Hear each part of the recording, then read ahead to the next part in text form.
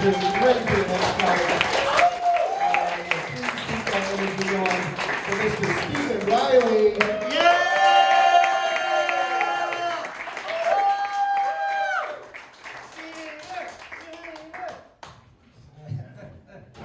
I love the one cheer, one chant. I love that. Can you guys continue that, please? Steven! Steven! Steven! Steven! Put my glasses down. So I read this story recently about this guy who died going caving. And I remember thinking, when I read that story, thank God I have a fear of enclosed spaces. You know what it's called? Common sense. Stupid. That's what that is. All right, this was the story. This guy went caving in a place called Nutty Putty Cave. He goes down a hole, gets stuck upside down for over 27 hours. As rescuers are trying to get him out, he dies. And can you guys imagine dying like that? In a place called Nutty Putty Cave? That's embarrassing. I don't know. I think by sheer will, if I was dying like that, I'd be like, no way, Jose. Break my legs if you have to. I ain't dying in this cave, all right? I feel so, you know what I feel bad for the most? The widow, the wife. Like every time that she has to say how her husband died, she has to think something less embarrassing than Nutty Putty Cave. Like, oh, he died in a field full of kittens. And he just got cuddled to death, you know? He definitely didn't die in a place called Nutty Putty Cave. And I read this was a beginner's cave too. That's freaking ridiculous. I don't know what it is. Do caving people just have higher expectations of what a beginner is?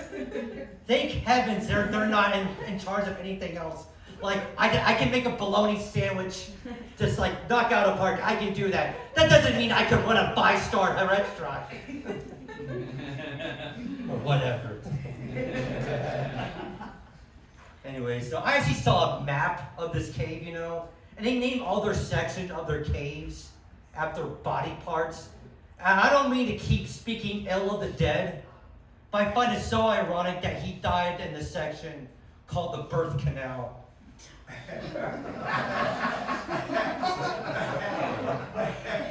Okay, we're going to be done making fun of that guy. I'm sorry, he doesn't deserve it. Maybe he does, I don't know. Anyway, so can we all agree that Kentucky sucks? Yeah, we all agree about that.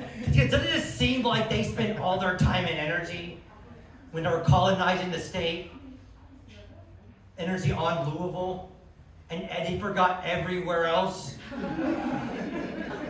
And everywhere else looks like serial killer country? You guys agree with that? I appreciate that, all right? Now, I keep forgetting that Louisville is actually not the state capital of Kentucky. And I actually don't blame them not wanting to be the state capital of Kentucky, because they're so much better than anything else Kentucky has to offer, right? I don't blame them. That's why they're on the Ohio River, okay? And in case they want to say, you know what, fuck you, Kentucky, we're going to go sink down to the bottom of the Ohio River and be like this undercity of Atlantis. I don't know. It's just a theory. Like, you guys know what the state capital of Kentucky is, right? It's a stupid capital, all right? Anybody know what it is? Shout it out. Frankfurt. It's Frankfurt. Okay. Oh, wait, what was that one over there? Washington. Okay. That's another stupid capital, Washington. It's Frankfurt, okay? You know how I know it's a stupid state capital? Because Indiana has a Frankfurt. It sucks, all right? All right, I don't see why you had to name your state capital that's in other cities and other states, you know? It's like Springfield. Why is that a state capital? Do you know how many states have Springfield as a city? 33. You know who also has a city of a Springfield? Australia. All right? it should not be a state capital, all right? Or at the very least, every other Springfield has to be lifted off the map somehow. And I have a great idea. All right, you take one person from each Springfield, you put them all in Soldier Field, and you have like a Hunger Game going on. And the first person, the city of the first person who dies has to make their state capital Springfield. All right. I'm just trying to help here. I'm trying to help. Anyway, I don't know if you guys ever driven through Kentucky. I have a couple times. I mean, if you've ever driven through it, there's one exit right up on I-65 going through Kentucky. They have an exit with a Marathon gas station and a sex store. I think that's absolutely disgusting. Who still uses Marathon gas station?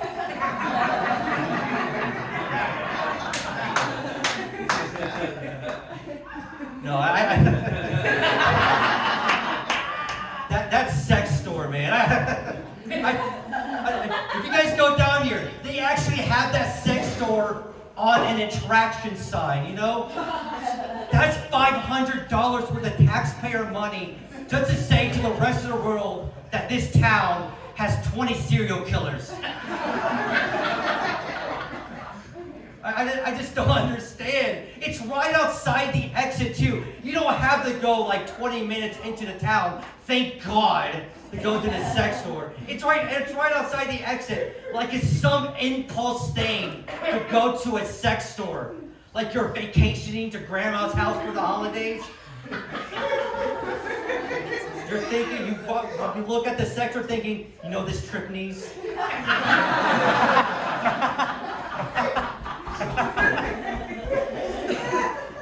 Anal beads.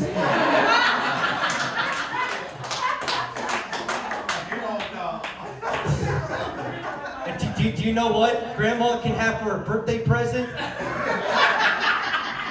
These same anal beads. Here you go. And if you have kids, you can give them some edible underwear for snacks. Anyways, I just find it so hilarious. It's right outside the exit, like it's an impulse buy. Like people are like humping and jumping, excited to go to a sex store.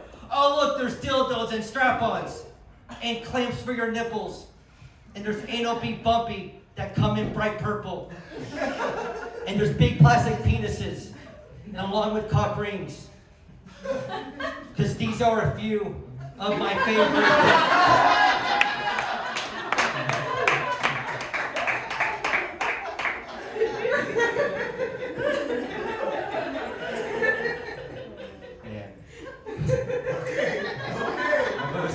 I'm gonna stop shit talking Kentucky. I went to a college about northeast of here. You guys know it. It's called Ball State University, and it's in a town called Muncie. I don't know if you guys have ever been to Muncie, all right? But they have an attraction sign right outside the exit. So already, serial killer country. All right? Do you know what they had on the attraction sign? A mall, something called the Muncie Mall. Now, I've been to that mall. Let's just say, in the south part of Muncie, there is a Walmart. And inside that Walmart is a restroom. And inside that restroom is a meth lab. That meth lab 100% deserved to be on that attraction sign. Or on that damn Muncie Mall. The stupid mall. I've been to it. They have no food court. It's stupid. The best place they have is at JCPenney's. Even for JCPenney standards, it sucked. Anyways, I'm 28 years old, okay? I went to Ball State when the school slogan was Ball State, Education Redefined, all right? And now you guys think we made fun of that in that same cannons? You're right, we did. Like the projector doesn't work during class, Ball State, Technology Redefined. You find a bloody condom in the middle of campus, Ball State, Sexual Encounters Redefined. You take said bloody condom back to your dorm room, Stephen Reilly, Creepiness Redefined. I still have it.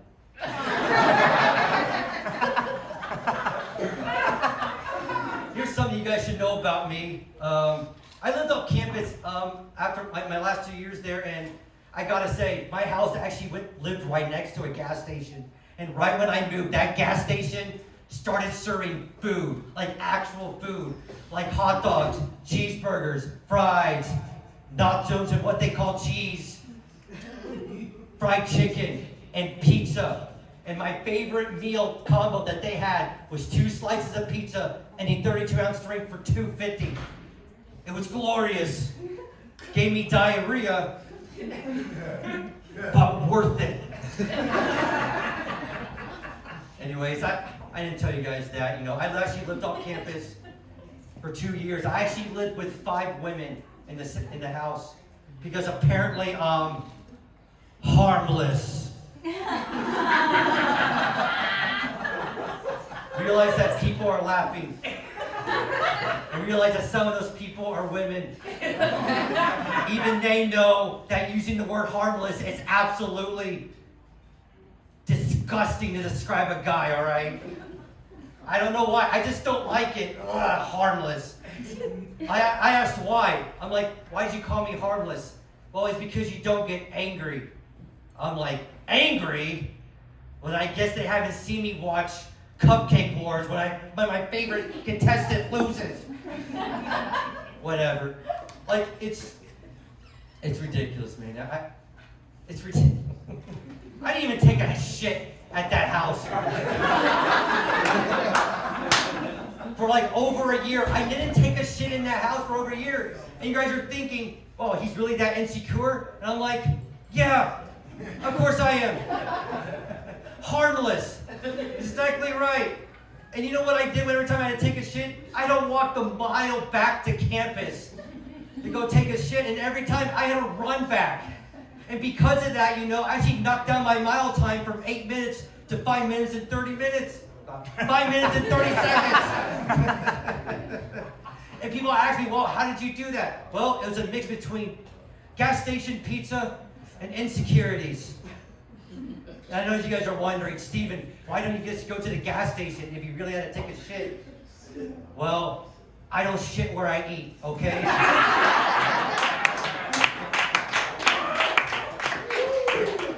And it's actually kind of funny because there was actually a church right in the middle of me from my house to campus, right in the middle, halfway. It was perfect until I was exiled from the church.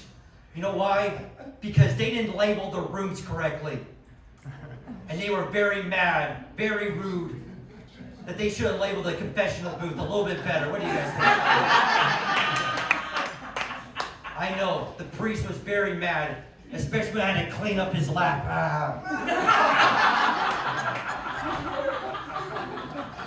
All right, guys, I'm going to end with this. My name is Stephen Reilly. I spell my name with a PH in the middle. That way, I'm either acidic or I'm a basic. If I drink a lot of Coke, I'm acidic. If I drink a lot of bleach, I'm dead. And the reason why I bring that up, because I just had a job interview. And Steven, I think it's a pretty easy name to know, to remember. It's either spelled with a V or a PH. It's pretty easy. But when did this interview? Apparently it wasn't easy. All right, you know how you spell my name? Steveph.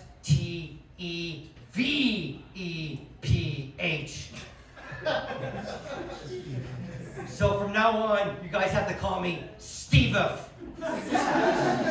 Steveph. All right, guys, my name is Steveph. Thank you guys so much.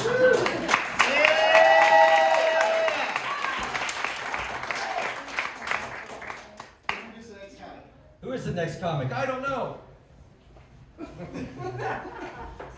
Very good. She's gonna be great. Is it Gabby Ritter? Here, I got it. Oh, you guys. Hey, give it up for Stephen Reilly, everybody. Yeah!